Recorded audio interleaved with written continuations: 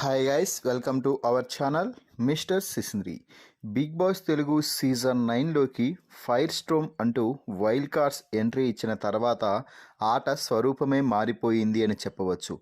Wild కార్డ్స్లో ముఖ్యంగా lady contestants హౌస్ని షేక్ చేసి పడేస్తున్నారు.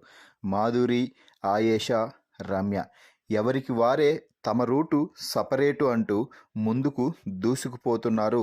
మాట్లాడటానికి కానీ, ఎవరిపైనైనా అరవడానికి కానీ, గొడవ పడటానికి కానీ అస్సలు వెనుకడుగు వేయటం లేదు కదా. కనీసం ఎవరిని లెక్కలో కూడా పెట్టడం లేదు. వీరు టాప్ కంటెస్టెంట్స్, వీరిని మనం గెలికితే మనపై ఏమైనా ఎఫెక్ట్ ఉంటుందని కూడా ముఖ్యంగా పట్టించుకోవడం లేదు మాధురి, ఆయేషా. ఇది ఇలా ఉంటే ఈ వారం కెప్టెన్సీ కంటెండర్స్గా వైల్డ్ కార్డ్స్ మొత్తాన్ని కూడా ప్రకటించడం జరిగింది బిగ్ బాస్. అంటే ఫైర్ స్ట్రోమ్స్ అంటూ బిగ్ బాస్ హౌస్లోకి అడుగుపెట్టిన కంటెస్టెంట్స్కి బిగ్ బాస్ బంపర్ ఆఫర్ అయితే ఇచ్చారు.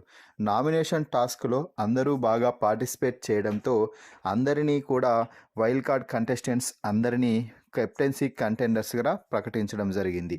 అంటే మాధురి, ఆయేషా, రమ్య, నిఖిల్, గౌరవ్, అలాగే సాయి శ్రీనివాస్, ఇలా ఈ 6 మంది కూడా మొత్తం కెప్టెన్సీ కంటెండర్స్గా నిలవడం అయితే జరిగింది.